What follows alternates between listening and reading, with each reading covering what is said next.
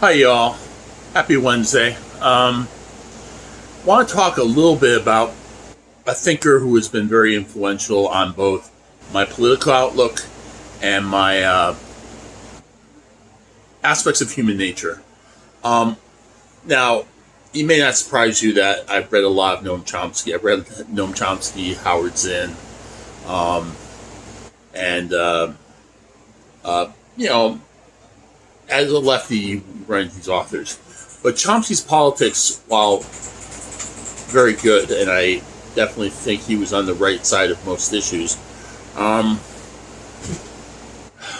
was really interesting is his views on human nature, his linguistic stuff. I mean, because he was a linguist before he was a political activist. And he still is a linguist.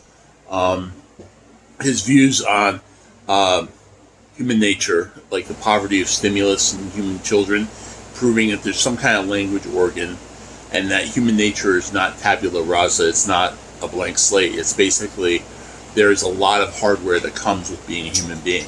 You know, the poverty of stimulus that children have as a 3-year-old, to learn English within 3 years of their first years of life, when they can do little else, is amazing. And the way the structure of grammar and the structure of human language works definitely seems like there's a language organ there, and it definitely seems like some kind of recursion. And I find it an almost mathematical thing. I think our mathematics is related to our linguistic abilities as well, along with geometrical and spatial temporal stuff.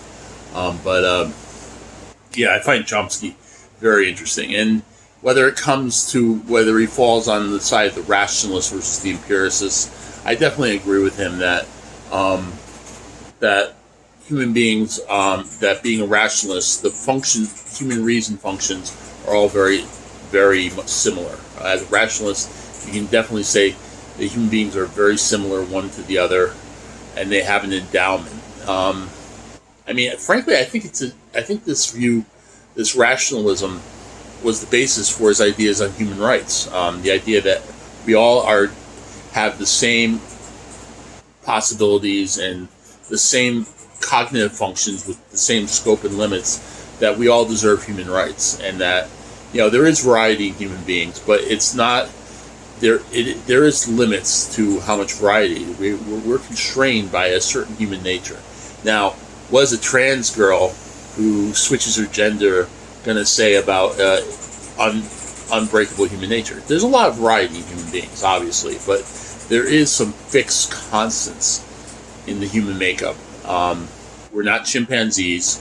We're not amoebas. We have a mind with a scope and limits that operate in a certain way. They can do amazing things, but they're also limited in certain ways.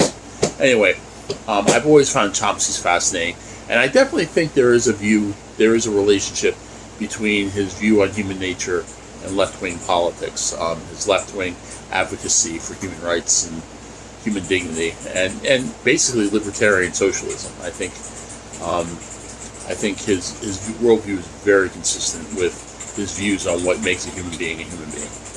Anyway, that's just my thoughts, and he's a very influential thinker, and I've had a lot of effects. By the way, he was an analytical philosopher. He definitely was trained in the Anglo-American style. I mean, his politics are very left, but he's not a Marxist. He never. I mean, he comes to the same conclusion as Marxists, but his politics are out from a different area. They're basically left wing. They're basically a left wing form of Anglo-American liberatory philosophy.